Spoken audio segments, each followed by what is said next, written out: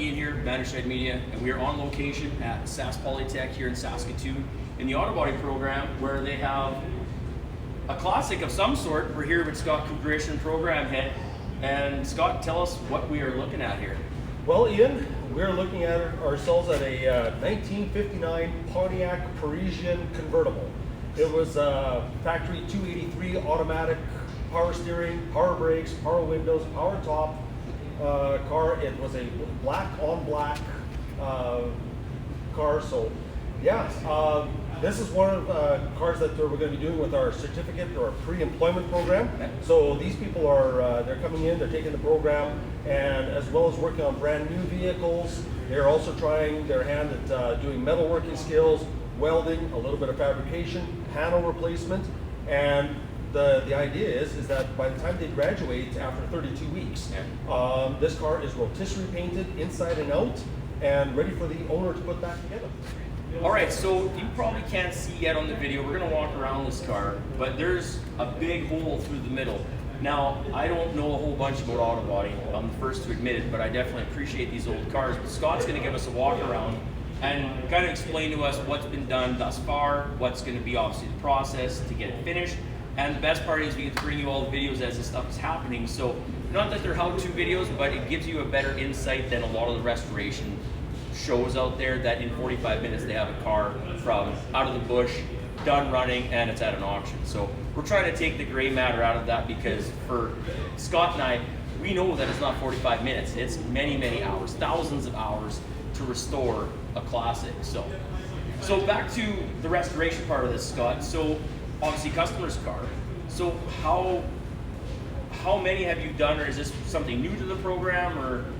Well, we've typically done one major project, but with the advent of rejoining technology, squeeze type resistant spot welders, glues, adhesives, foams, and better processes, we were able to evolve that major project over the years into something where we were starting to get into a total body learning experience.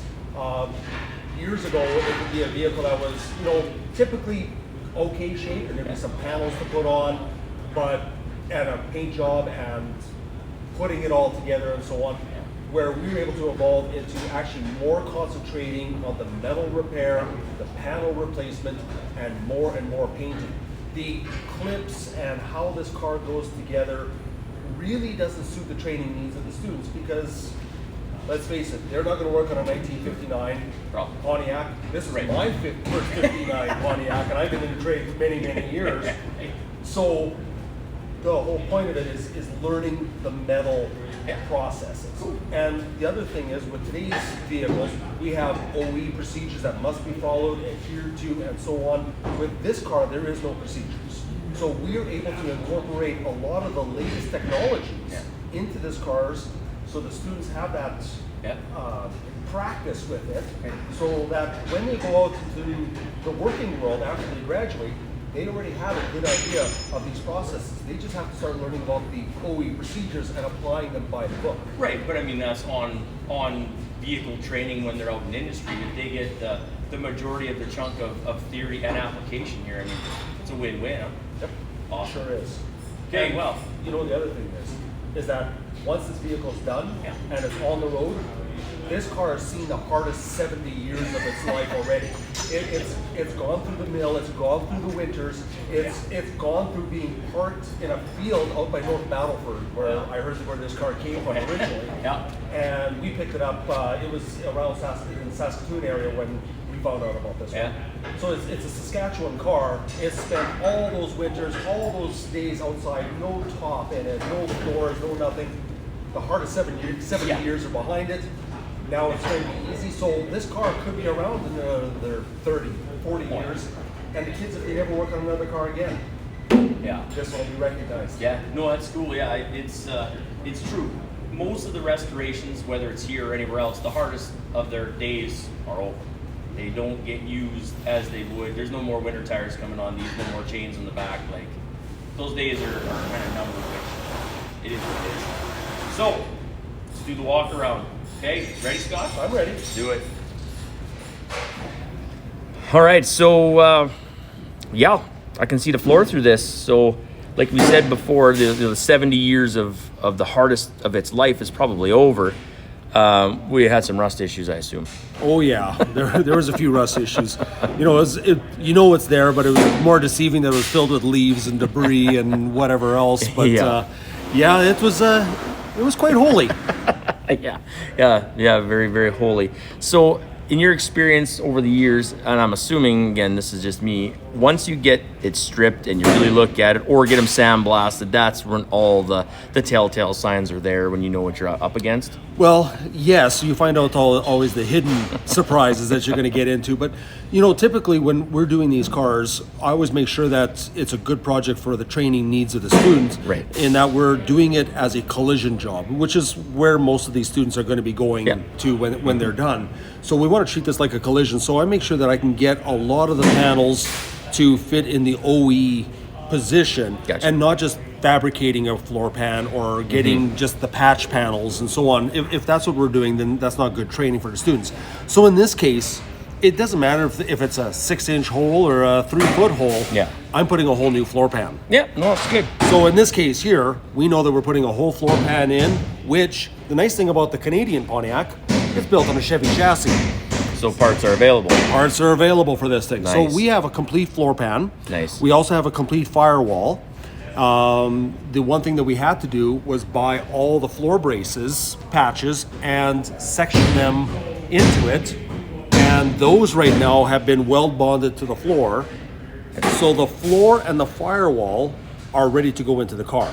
Cool. So is that the next process here? It's going to be one of the next processes. The one thing that we have to do with this car, and I don't necessarily like doing it, you can see all the bracing and cross bracing that the students did, and I'm going to add in that this car's been here since COVID. That silly C word, yes. Yes, the silly C word, and this project had to go on hold because our whole training dynamics had to change. Yep. But we're out of COVID, and this car is now 3 years in the making, but we're getting back on it. That's good.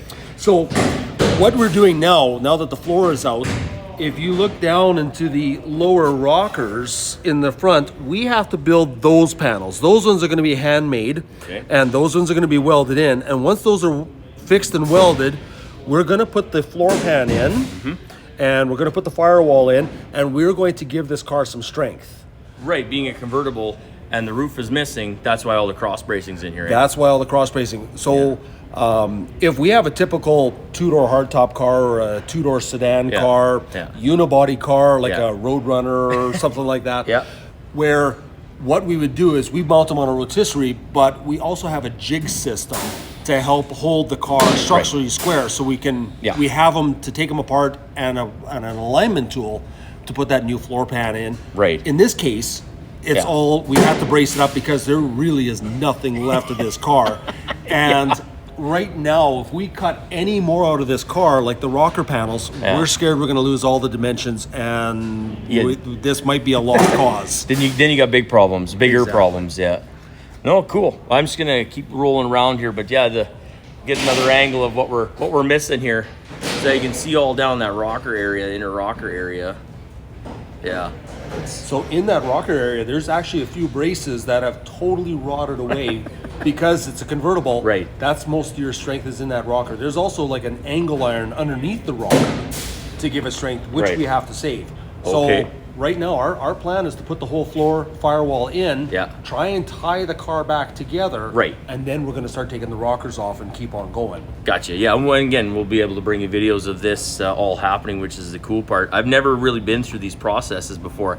I've seen them, once in a while, or you see them before and after, but not during. So the during part will be cool. It'll be really cool. Yeah, there's a firewall. So replacing the firewall also. Yes. So the lower half of the firewall is another piece. Lower half, right? Okay. All right. But at least, like I say, it's a GM chassis, so I mean, you have some pieces. Yes. Yes. Cool. Get in the trunk too and have a look at see the Swiss cheese in the trunk. Well, let's do it. So here's those crazy 59 fins. Again, 59. I think everybody's trying to be better, more unique and different than the next. I just think this is just slick. It has this, and then there's chrome on the end. There's this one has the chrome. Yeah, it has the chrome all along the the wheel well all the way up that quarter panel. Yeah, it's going black. It's going black with a black top again. Oh, black on black with chrome. Yeah, that's gonna be super slick. Cool. All right, let's see the Swiss cheese. Oh yeah. Yep. Mm-hmm. So the trunk pan is not totally Chevy congruent. The frame is slightly different than the back end. Okay.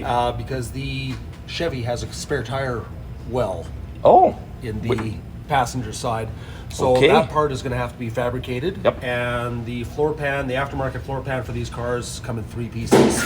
Oh, not a full piece. It's not a full piece. Oh, dang but this car also took a rear end hit at one point in its life, hence the green trunk lid. Oh yes, yes we have. Yeah. And we also have somebody who is very generous to let us have a 4-door car for extra bolts, patterns, and so on. And we are going to that car is going to be gracious enough to donate a rear taillight panel for us. That's good. So the nice thing about that is when we take this taillight panel off, we're going to have a nice open area Yes. to put the trunk floor in. Yeah. No, it makes sense.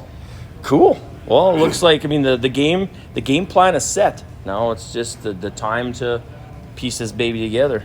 So where does the spare tire sit here on top, flush mounted? Here's where Yes, it sits. Yeah, I believe. that's the hook. Let's right into there. And then there'll be an anchor that comes up that holds through the center of the tire, probably. Yep. Yeah.